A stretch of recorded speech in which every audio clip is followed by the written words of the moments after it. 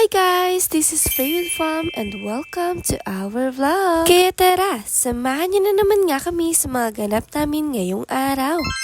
Eto na nga at nagre-ready na nga ako dahil nga tapos na nga tayo sa pagluluto. Dahil nga nagluto nga tayo ngayong ibebenta natin na sopas, pansit at lumpiang gulay. Dahil nga yan nga ang naka-assign na iluluto ko. Habang si ate naman ay naka-assign nga sa pagluluto ng mga ulam at ibang mga iluluto namin na ibebenta. Anyways, andito nga pala si Ampogi ko talaga dahil nga wala silang pasok ng weekend. Kaya nga siya nga ang magiging service ko ngayon. At taga-alaga nga ni Batang Makulit kapag sobrang kulit niya nga na dun sa labas. At eto naman si Batang Makulit. Excited na nga siyang lumabas dahil nga magbibenta siya at sisigaw siya ng almusal!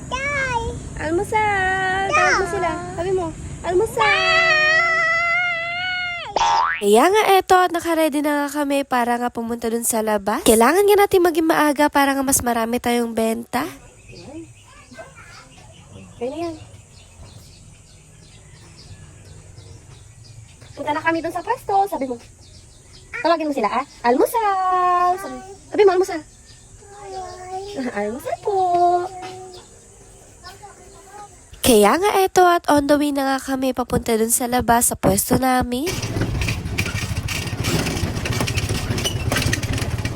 At talaga nga naman na nagkakalampagan nga yung mga kaldero namin. Ito naman nga yung mga dala namin ang pogi ko talaga na nakalagay nga dito sa tricycle namin. Nandito nga yung sopas at lumpiang gulay, pati nga yung kaha namin. Habang yung ibang niluto nga ni ate ay nandun nga sa kanya. So fast forward, nandito na nga kami sa pwesto namin dito sa labas. At dito nga lang kami nakalocate papunta sa St. Vincent Ferrer statue. Makikita nyo nga lang kami kaagad dahil nga nandito nga kami sa bukana ng Sitio Pukdol.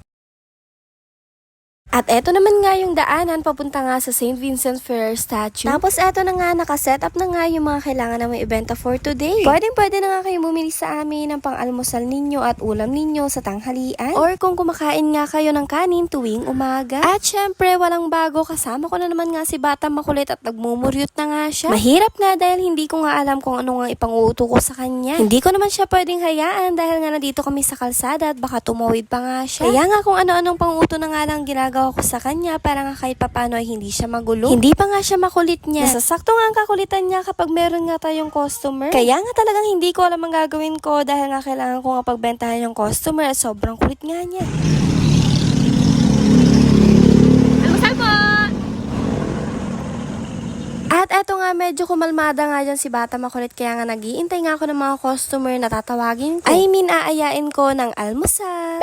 So anyway, syempre papakita ko nga sa inyo kung ano nga ba yung mga tinda namin for today. So meron nga tayong pansit, spaghetti, lumpia, sopas, dinuguan, at sinigang. Tapos ato na nga bigla na naman nga tinutopak to si Batang Makulit kaya nga inuuto ko na naman nga siya. Syagaan lang talaga at mahabang pasensya. Kaya nga pinagsasabay ko nga tong ginagawa ko at panguuto kay Batang Makulit. Tapos fast forward nga, eto na nga at nagdigpit na nga kami ng mga binibenta namin. Dahil nga ubus na nga lahat ng benta namin. At kailangan na nga namin umuwi dahil nga nag-aantay na nga yung mga baby namin sa bahay. Kaya nga eto na nga at uuwi na nga tayo. Thank you po ulit sa mga bumili. Nawa ay bumalik po kayo at bumili ulit sa amin.